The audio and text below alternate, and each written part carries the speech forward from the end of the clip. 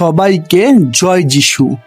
প্রভু যিশু খ্রিস্টের শক্তিশালী নামে আমি আপনাদের প্রত্যেককে হৃদয় দিয়ে স্বাগত জানাচ্ছি আমার এই চ্যানেল জীবন্ত ঈশ্বরের মণ্ডলীতে।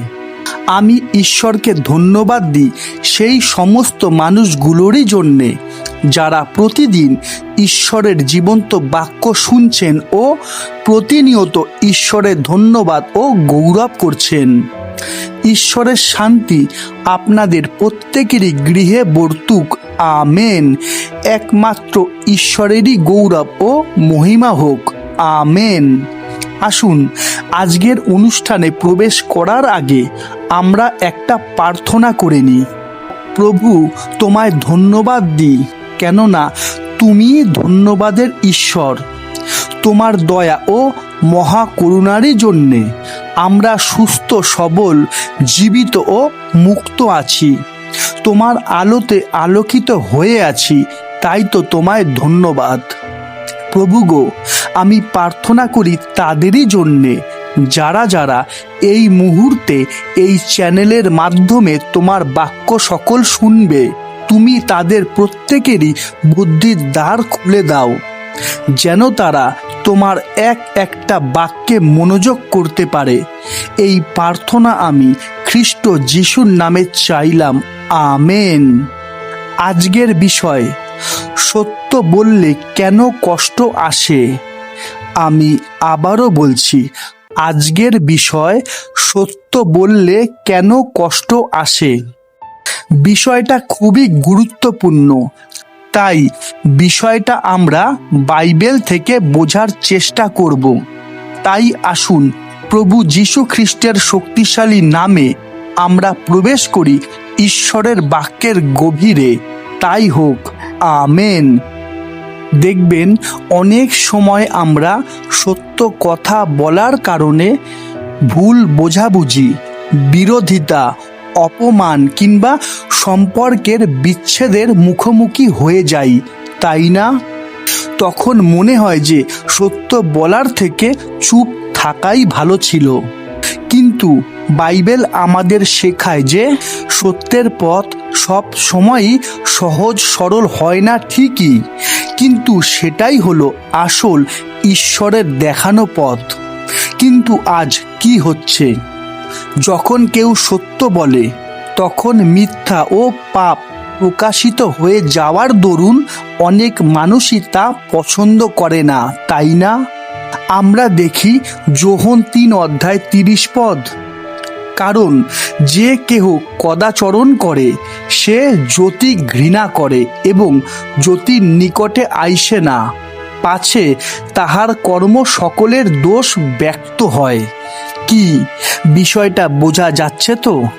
প্রভু যিশুও যখন সত্য প্রচার করেছিলেন, তখন প্রচুর মানুষই তাকে প্রত্যাখ্যান করেছিল, কেননা সত্য তাদের হৃদয়ের অবস্থা প্রকাশ করে দিয়েছিল।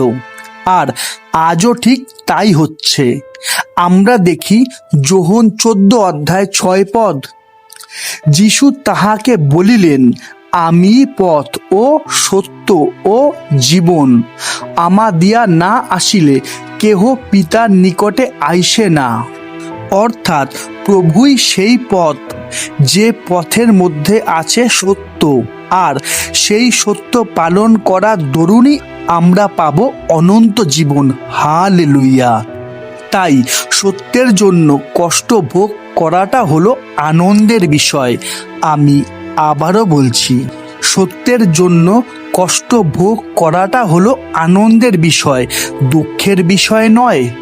যেমন লেখা আছে, আমরা দেখি মথি 5:11-12 ধন্য তোমরা যখন লোকে আমার জন্য তোমাদিগকে নিন্দা ও তাড়না করে এবং মিথ্যা করিয়া তোমাদের বিরুদ্ধে সর্বপ্রকার মন্দ কথা বলে।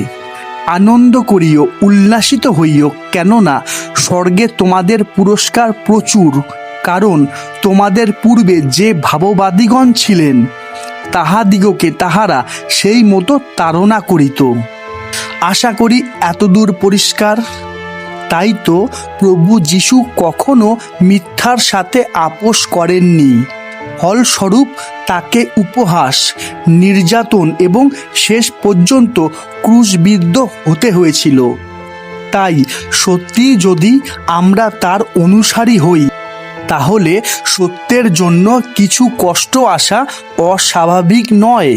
যেমন লেখা আছে, আমরা দেখি প্রথম পিতর 2:21, কারণ তোমরা ইহারই নিমিত্ত আহত হইয়াছ, কেননা খ্রিস্ট তোমাদের নিমিত্ত দুঃখ ভোগ করিলেন, এ বিষয় তোমাদের জন্য এক আদর্শ রাখিয়া গিয়াছেন, যেন তোমরা তাহার পদচিহ্নের অনুগমন করো। তাই বিষয়টা আমাদের খুব ভালো করে বুঝতে ও মানতে হবে যে সত্যবাদীরা প্রায় বিরোধিতার সম্মুখীন হয়েছিল, হচ্ছে আর হবে। এটাই সত্যি, এটাই ন্যায্য। হালেলুইয়া। আমরা দেখি 2 তিমথিও 3:12, আর যত লোক ভক্তিভাবে খ্রিস্ট যিশুতে জীবন ধারণ করিতে ইচ্ছা করে, সেই সকলের প্রতি তাড়না ঘটিবে। অর্থাৎ ঈশ্বরের পথে চলতে গেলে বেশিরভাগ মানুষই আমাদের সমর্থন করবে না। কখনো বন্ধু বান্ধব, কখনো পরিবার, কখনো নিজের প্রিয়জন, কখনো বা সমাজও বিরোধিতা করতে পারে, যা খুবই দুঃখের বিষয় ঠিকই, কিন্তু আমাদের মাথায় রাখতে হবে যে সত্যই শেষ পর্যন্ত বিজয়ী হয়। আমরা দেখি হিতোপদেশ 12:19, সত্যের ওষ্ঠ চিরকাল স্থায়ী, কিন্তু মিথ্যাবাদী জিহ্বা নিমেষ মাত্র স্থায়ী। দেখুন, হয়তো আজ সত্যের জন্য কষ্ট আসছে ঠিকই, সত্যের জন্য কষ্ট আসছে ঠিকই, কিন্তু ঈশ্বর দেখছেন। হ্যাঁ, ঠিকই শুনেছেন যে ঈশ্বর দেখছেন ও সময় মতো তিনি অবশ্যই প্রতিফল দেবেন। দেখুন, ভালো করে বুঝবেন, প্রভুর পথে বৃদ্ধির জন্য আমাদের প্রয়োজন নিঃস্বার্থ প্রেম ও সত্য। যেমন লেখা আছে, আমরা দেখি ইফিসীয় 4:15, কিন্তু প্রেমে সত্যনিষ্ঠ হইয়া সর্ববিষয় তাহার উদ্দেশ্যে বৃদ্ধি পাই। দেখুন, কঠোরতা বা অহংকারের সাথে বলা সত্য অনেক সময় মানুষকে আঘাত করে, কিন্তু প্রেমের সাথে বলা সত্য মানুষকে পরিবর্তন করতে সাহায্য করে। হালেলুইয়া। তাহলে বিষয়টা কি দাঁড়ালো?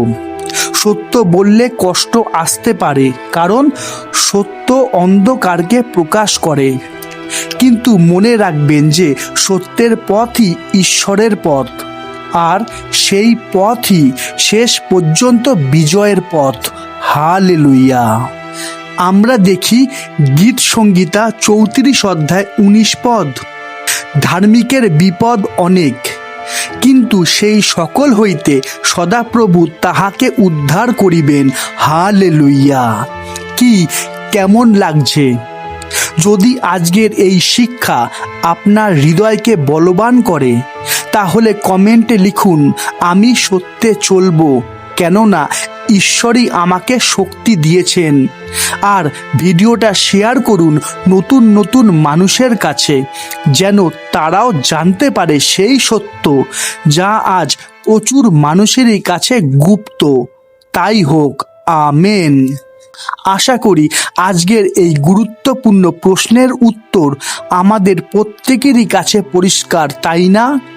আসুন বিষয়টা নিয়ে আমরা একটা প্রার্থনা করে নিই, যার ফলে আমরা প্রভুর কাছ থেকে সত্যে চলার শক্তি পাব। হালেলুইয়া। সর্বশক্তিমান পিতা ঈশ্বর, তোমায় ধন্যবাদ, কেননা তুমি সত্যের ঈশ্বর। আমাদের এমন সাহস দাও যেন আমরা সব রকম পরিস্থিতিতে সত্যের পক্ষে দাঁড়াতে পারি। যখন সত্য বলার কারণে কষ্ট, বিরোধিতা বা অপমান আসে, তখন আমাদের শক্তি ও ধৈর্য দাও। প্রভু গো, তুমি তো এই পৃথিবীতে অনেক কষ্ট ভোগ করেছিলে, যা আমাদের চিন্তা কল্পনার বাইরে।